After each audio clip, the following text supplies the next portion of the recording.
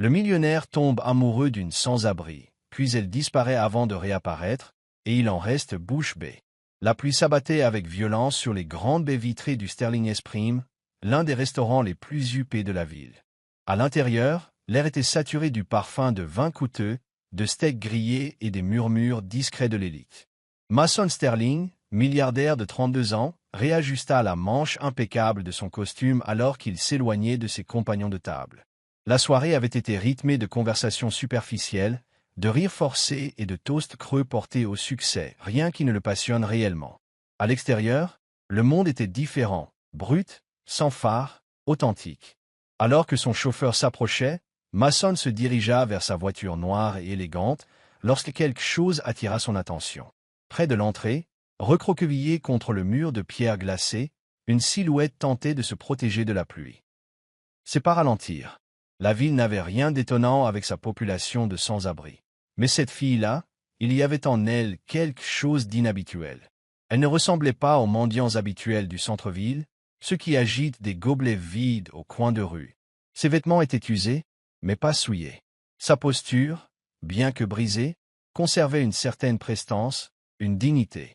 Et quand elle leva brièvement les yeux, il y eut un mélange qui lui serra la poitrine. De la fierté, de la détresse, un combat silencieux entre les deux. Mason fronça les sourcils. Ce n'était pas une fille qui avait renoncé à la vie.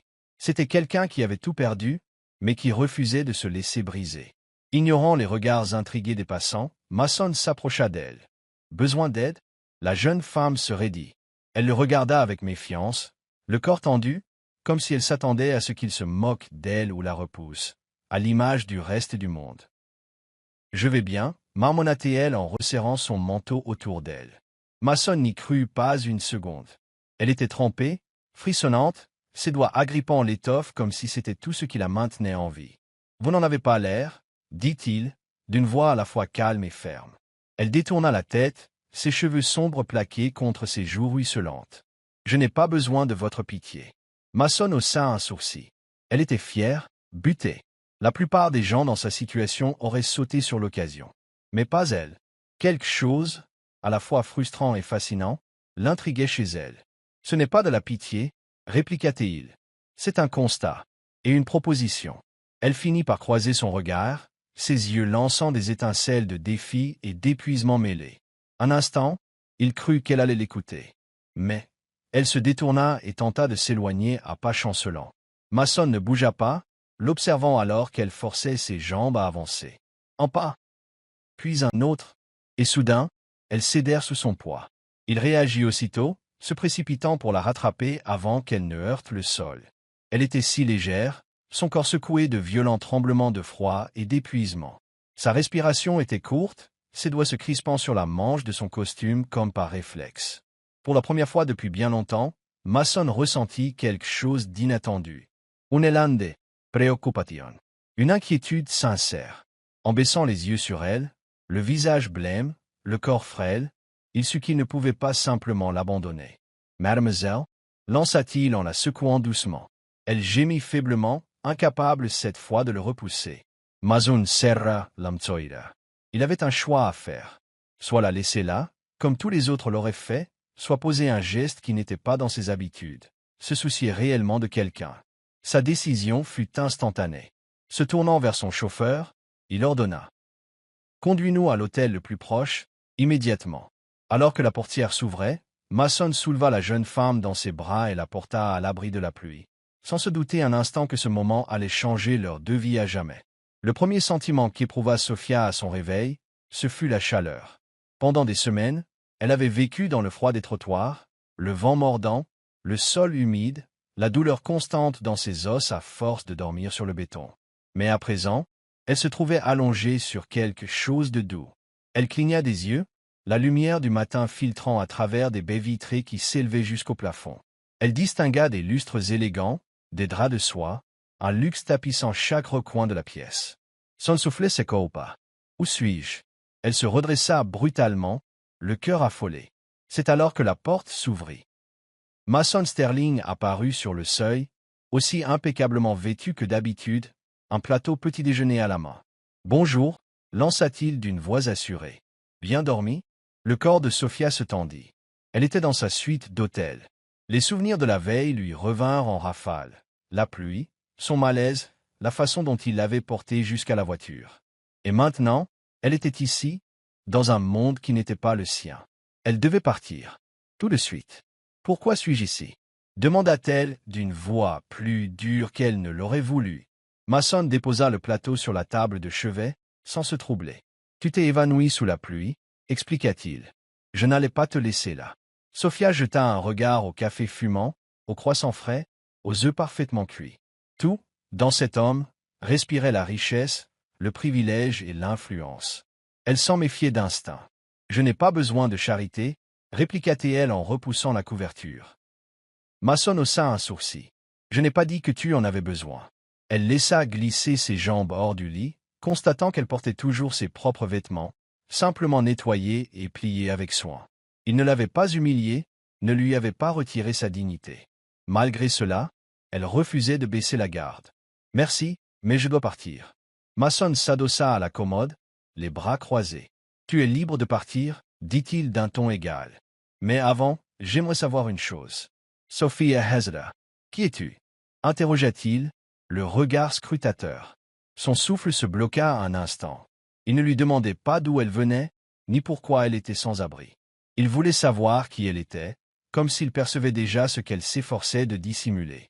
Sophia ébaucha un ricanement forcé, secouant la tête. « Je crois que tu connais déjà la réponse. » Mason l'observa longuement. « Non, je ne crois pas. » Il fit un pas vers elle. « Une sans-abri ordinaire ne parlerait pas comme toi, ne se tiendrait pas comme toi. Hier soir, tu as reconnu le vin servi au restaurant rien qu'à l'odeur, et tu as cité Shakespeare dans ton sommeil. Je parle en dormant, coupa-t-elle. Mason esquissa un sourire en coin. Visiblement, Sophia serra l'âme-croire. Elle avait fait attention pendant des mois, vivant en retrait, s'assurant de ne jamais attirer l'attention. Pourtant, en quelques heures, ce type cet inconnu semblait avoir vu à travers son masque. Elle attrapa sa veste. « Je dois y aller. » Le visage de Mason s'assombrit légèrement. « Laisse-moi t'aider, Sophia. » Elle se figea. Il n'avait jamais demandé son nom, pourtant il le connaissait déjà. Leurs yeux se croisèrent. Pour la première fois depuis longtemps, elle se sentit vraiment vue. Et ça la terrifia. Elle se dirigea vers la porte, la main agrippée à la poignée. « Merci pour ton aide, Mason, » dit-elle d'une voix ténue mais résolue. « Mais je ne veux rien devoir à personne. » Sans se retourner, elle quitta la chambre. Pourtant, dans le couloir, elle sentait encore son regard posé sur elle, un regard qui lui disait que tout cela n'était peut-être pas fini. Mason Sterling possédait tout, argent, pouvoir, influence. Pourtant, depuis des semaines, il ne pensait qu'à une fille qui n'avait rien. Sophia. Elle avait disparu sans laisser de traces, comme évaporée dans les rues de la ville. Mason avait tout tenté. Il avait arpenté les quartiers, interrogé les refuges, même fait appel à des détectives privés. Mais elle restait introuvable, comme si elle n'avait jamais existé. Cette obsession l'excédait. Pourquoi s'imposait-elle à son esprit? Pourquoi ne pouvait-il pas simplement l'oublier? Mais il connaissait déjà la réponse. Au fond, elle était différente. Et cette différence avait semé en lui un bouleversement profond. Puis, un soir, le destin s'en mêla. Mason était entré dans un petit café, un de ces endroits tranquilles coincés entre deux gratte-ciel. À peine avait-il passé la porte qu'il l'aperçut. Elle se trouvait derrière le comptoir, nouant un tablier autour de sa taille, une fine couche de farine sur la joue. Son cœur s'emballa. Il resta un instant immobile, la regardant. Elle avait l'air fatiguée mais tenace, débordée mais inébranlable. Même dans un modeste emploi, elle conservait cette gracinée. Mason s'approcha du comptoir, posant les mains dessus. Un café noir. Sophia se figea en entendant sa voix. Lentement, elle releva la tête. Leurs regards s'accrochèrent. Et tout autour, le monde sembla s'effacer. Elle cligna des yeux, incrédule. « Toi » Mason eut un demi-sourire. « Moi » Un instant, elle le dévisagea, comme si elle hésitait entre s'enfuir encore ou l'affronter. Puis, soupirant, elle détourna les yeux, prit un gobelet et se mit à préparer son café. Mason ne la quittait pas des yeux. « Tu es Mazavite. »« Je ne t'ai pas évité, » rétorqua-t-elle d'un ton glacial en versant le café. « Je suis passé à autre chose. » Mason inclina la tête. Pourtant, je suis là. Sofia poussa le gobelet vers lui. Voilà ton café. 3 $. Il sortit un billet de 100 $ et le posa sur le comptoir. Sofia lui lança un regard blasé. Très drôle. Il rit doucement, récupérant son café. Garde la monnaie. Elle leva les yeux au ciel. Mais tandis qu'il s'éloignait, il sentit qu'elle l'observait encore. C'était suffisant, pour l'instant. Mason revint chaque jour. D'abord, Sofia feignit l'indifférence. Elle préparait son café, le lui tendait, sans presque le regarder. Mais Mason était persévérant. Il lui parlait de tout et de rien, la faisait sourire parfois. Peu à peu, elle se laissa apprivoiser.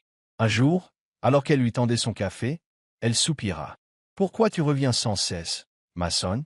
Il haussa les épaules, l'œil pétillant. « Le meilleur café en ville. » Elle arqua un sourcil, sceptique. Mason s'approcha un peu, parlant d'une voix plus basse. « Et parce que j'aime te parler. » Pour la première fois, elle ne trouva rien à répliquer. Son regard se perdit un instant. Mason sut qu'il venait de franchir une barrière. Au fil des semaines, leur relation évolua. Mason ne se contentait plus de la voir au café. Il la raccompagnait après son service, faisant volontairement de grands détours à travers des parcs calmes ou des rues désertes. Ils discutaient de tout, des regrets, des rêves. Mason découvrit qu'elle aimait la poésie, qu'elle avait voulu devenir écrivaine. Sofia apprit qu'au-delà de l'arrogance de façade, Mason se sentait piégé par son succès. Un soir, assis sur un banc public, il posa la question qui le hantait depuis leur première rencontre. Pourquoi avoir fui cette nuit-là? Sofia laissa échapper un long soupir. Parce que les gens comme toi ne vont pas avec les gens comme moi. Mason fronça les sourcils. Quel genre de personne suis-je? Elle le regarda, le visage empreint d'hésitation, de peur, et d'autres choses qu'elle n'osait pas nommer. Le genre de personne qui peut briser une fille comme moi sans même s'en rendre compte. La poitrina d'Amazon, ça serra. Sofia, je ne te ferai jamais de mal. Pour la première fois, elle voulut bien le croire. Pour la première fois depuis longtemps, elle ressentit un sentiment qu'elle pensait perdu à jamais. L'espoir.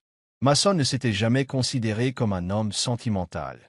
Il était rationnel, méthodique, toujours maître de lui, en affaires comme dans sa vie personnelle. Mais depuis que Sofia avait surgi dans sa vie, tout était différent. Il avait passé des semaines à gagner sa confiance, à la faire rire. Et juste au moment où il croyait enfin avancer, elle disparut de nouveau. Un matin, en poussant la porte du café où elle travaillait, il s'attendait à la voir derrière le comptoir, prête à lever les yeux au ciel, devant sa commande. Mais il n'y avait qu'une autre barista, à peine familière. Un mauvais pressentiment lui serra l'estomac. « Où est Sofia ?»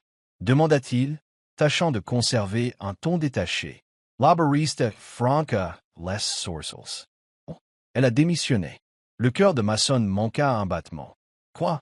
Oui, il y a quelques jours, » fit la jeune femme en haussant les épaules. Sans préavis. Elle a juste disparu. La poitrine de Mason S.E. contracta. Elle n'a rien dit sur un éventuel départ. Non, elle est partie comme ça, sans aucune explication. Mason recula d'un pas, l'esprit en ébullition. Ça n'avait pas de sens. Ils étaient si bien, tout semblait aller mieux. Pourquoi? Pourquoi fuir à nouveau? Les jours s'écoulèrent. Puis les semaines. Aucune trace de Sofia. Mason retourna chaque pierre, écuma tous les cafés, tous les foyers d'accueil, la moindre rue où elle aurait pu se cacher. Il engagea un enquêteur privé, un âne de la recherche habitué à traquer des actifs de plusieurs milliards de dollars. Rien. Sofia s'était évaporée. Il était fou de rage. Comment pouvait-elle disparaître comme ça? Et pourquoi cela lui faisait-il aussi mal? Dans son pentouse, face au panorama urbain, un verre de whisky intact à la main, Mason se sentait étrangement vide. Sofia avait été la première à lui faire ressentir quelque chose d'authentique. Elle l'avait défié, l'avait fait rire et aspirer à bien plus que l'argent et la réussite. Maintenant, elle n'était plus là, partie avant même qu'il puisse la retenir. Pour la première fois de sa vie, Mason Sterling, l'homme qui avait tout, se sentait privé de ce qu'il ne pourrait jamais remplacer. Une année s'écoula. 12 mois, 52 semaines, 365 jours. Et pourtant, Mason pensait toujours à elle. Sofia, la fille qui était apparue de nulle part, qui avait bouleversé son univers, avant de s'évanouir comme si elle n'avait jamais existé. Il avait tenté d'avancer, se jetant à corps perdu dans le travail, multipliant les contrats et agrandissant encore son empire. Mais rien ne comblait le vide qu'elle avait laissé. Même aujourd'hui, installé dans son bureau avec la vue sur les gratte-ciel, il ne pouvait s'empêcher de se demander où elle était. Pourquoi elle avait fui? Et pourquoi elle hantait toujours son esprit? Puis, un après-midi, le destin lui apporta enfin une réponse. Mason feuilletait distraitement un magazine économique, sans prêter attention au titre. Jusqu'à ce qu'il s'arrête net, le souffle coupé. Une photo. Un gala caritatif très sélect, où se côtoyaient milliardaires, politiciens et célébrités en robes haute couture et costumes sur mesure. Et là, au milieu de cette assemblée, se trouvait Sophia. Mais pas la Sophia qu'il connaissait. Exit les vêtements fatigués, le regard épuisé, l'attitude méfiante. Elle portait une somptueuse robe verte, les cheveux relevés avec élégance, et souriait, radieuse. Elle semblait parfaitement à sa place, comme si elle y avait toujours appartenu. Look her de Mason Essembala, l'esprit confus. Comment cette jeune femme, sans le sou et livrée à elle-même, pouvait-elle se tenir aujourd'hui au milieu de la crème de l'élite? Puis son regard se posa sur la légende sous la photo. Sophia Loren, fille du défunt magnate des affaires Charles Laurent, fait une rare apparition lors du gala annuel de la Fondation Laurent. Mason sentit son cœur cesser de battre une seconde. Sophia Loren, héritière de l'une des familles les plus influentes du pays. Sa tête tourna. Elle lui avait menti. Elle lui avait caché la vérité. Tout ce temps, il avait cru qu'elle n'avait plus rien. Mais en réalité, elle était issue d'un univers de luxe, de fortune. Et cette idée le piquait plus fort qu'il ne l'aurait cru. Furiex. Mason Clackwell Le Magazine, Lama Quarseri. Elle l'avait dupé. Lui avait laissé croire qu'elle n'était qu'une fille perdue. Mais pourquoi? Pourquoi vivre dans la rue en étant héritière d'un empire? De quoi s'était-elle enfuie? Une seule façon de le découvrir. Mason décrocha son téléphone et appela son assistante. Renseigne-toi sur tout ce qui concerne Sophia Loren. Et trouve-moi une invitation pour le prochain événement de la Fondation Laurent. Si elle croyait pouvoir disparaître de sa vie, elle se trompait. Il avait besoin de réponses. Il n'arrêterait pas avant de les obtenir. Le gala de la Fondation Laurent était un véritable défilé de richesse et de pouvoir. Dans la vaste salle de bal, tout scintillait sous les lustres de cristal. Les invités, flûtes de champagne à la main, échangeaient des sourires feutrés et des compliments mondains. Mason avait déjà assisté à une infinité de soirées semblables. Mais ce soir, il n'était venu que pour une seule raison, Sophia. Il la repéra immédiatement. Adossée à une colonne de marbre, elle était ravissante dans une robe bleu saphir, la chevelure tombant en vagues soyeuses. Elle n'était plus la Sophia des rues, ni celle du café. Elle était Sophia Loren, héritière, mondaine, fille d'un milliardaire. Leurs regards se croisèrent à travers la foule, et il y eut un imperceptible flottement. Pendant une seconde, il reconnut la jeune femme dont il était tombé amoureux, celle qui riait à ses blagues sur un banc public, qui levait les yeux au ciel devant ses fanfaronnades, qui lui avaient fait ressentir quelque chose d'intense et d'authentique. Ses lèvres s'entr'ouvrirent sous le choc. Mason prit une profonde inspiration et s'approcha. Sophia n'eut pas le temps de dire un mot. Déjà, il était devant elle, le regard dur. Alors comme ça, tu n'étais pas seulement une fille des rues. La respiration de Sophia se bloqua. Elle avait redouté ce moment. Le revoir, devoir tout expliquer. Mais elle n'avait plus de mots. Lama quar de Mason S.E. contracta. Tu comptais me le dire un jour? Ou j'étais juste censé avaler l'idée que tu avais disparu de la surface de la terre? Sophia de Glodit. Mason, tu aimes many, Sophia. Son ton n'était pas furieux, juste blessé. Et cette douleur lui fit plus mal que s'il avait hurlé. Les poings serrés, elle secoua la tête. Je n'ai jamais menti. Mason laissa échapper un rire amer. Vraiment? Parce que je me souviens que tu prétendais tout avoir perdu, ne pas vouloir de ma charité. Alors que tu avais toute une vie qui t'attendait dans un palais. Sophie assented essay, gorge essay newer. Ce n'était plus ma vie, Mason. Il fronça les sourcils. Que veux-tu dire? Elle baissa les yeux vers le sol de marbre. Je suis parti parce que je ne me sentais plus à ma place ici, parce que je refusais de me laisser enfermer dans un monde qui sonnait creux. Je ne voulais plus de cette existence où tout m'était donné mais ne signifiait rien. Je voulais savoir qui j'étais au-delà de la richesse, des obligations. Quitte à galérer.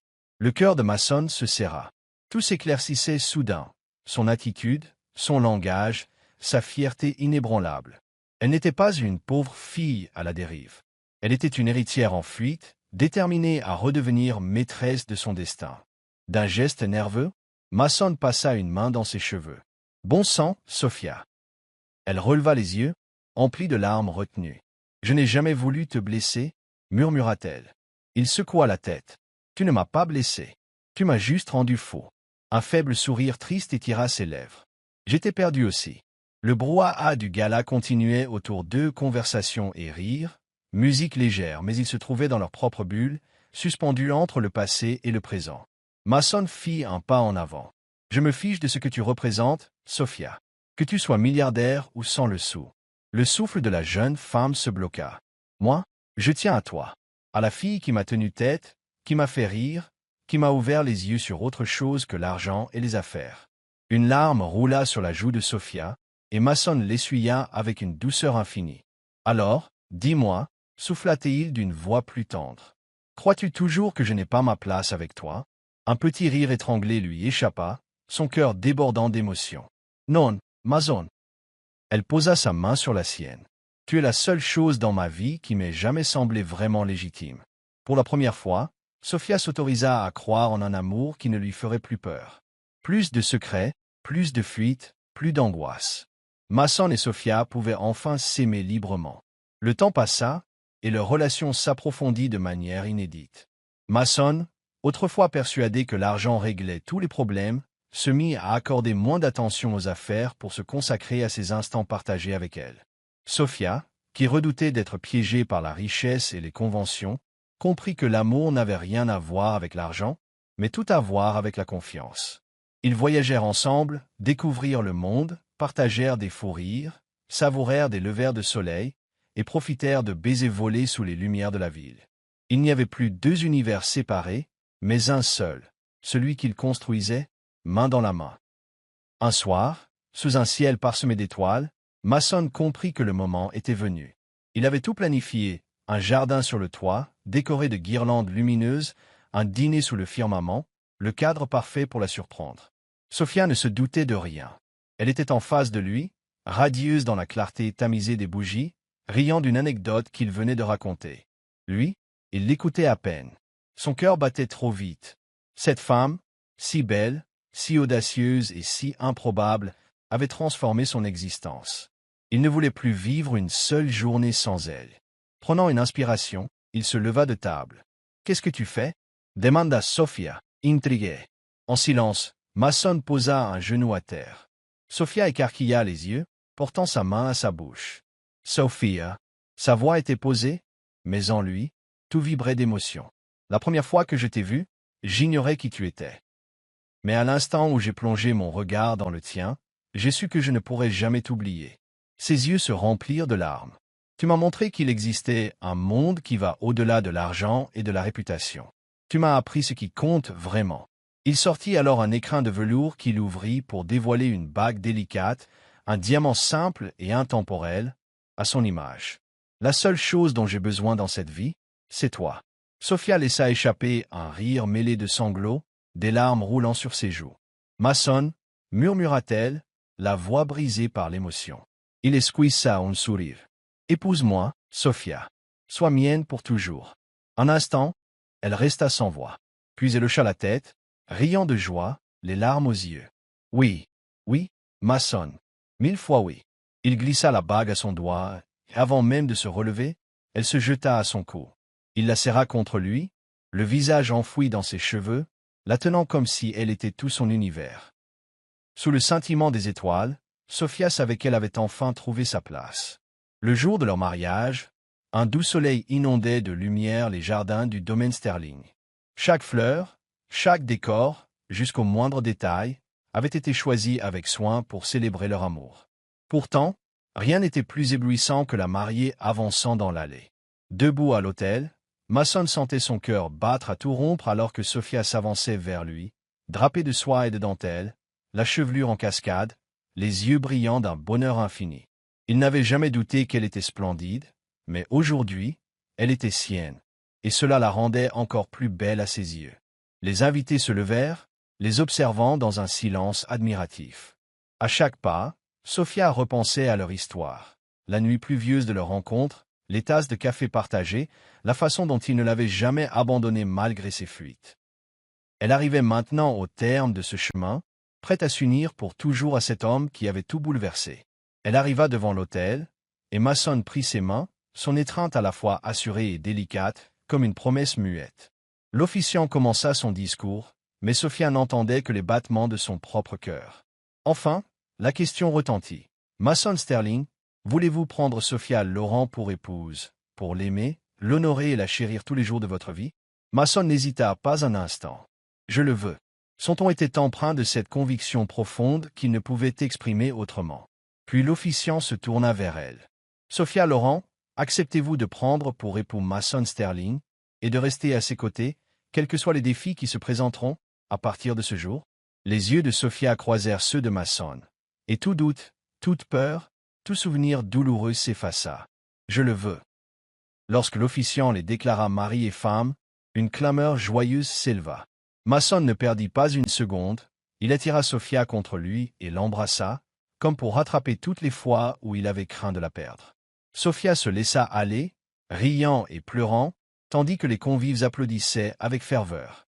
Lorsqu'ils se séparèrent, hors d'haleine, Mason murmura tout contre ses lèvres. « Pour toujours, Madame Sterling. » Le cœur de Sophia se gonfla en entendant son nouveau nom. « Pour toujours » répondit-elle, les yeux brillants.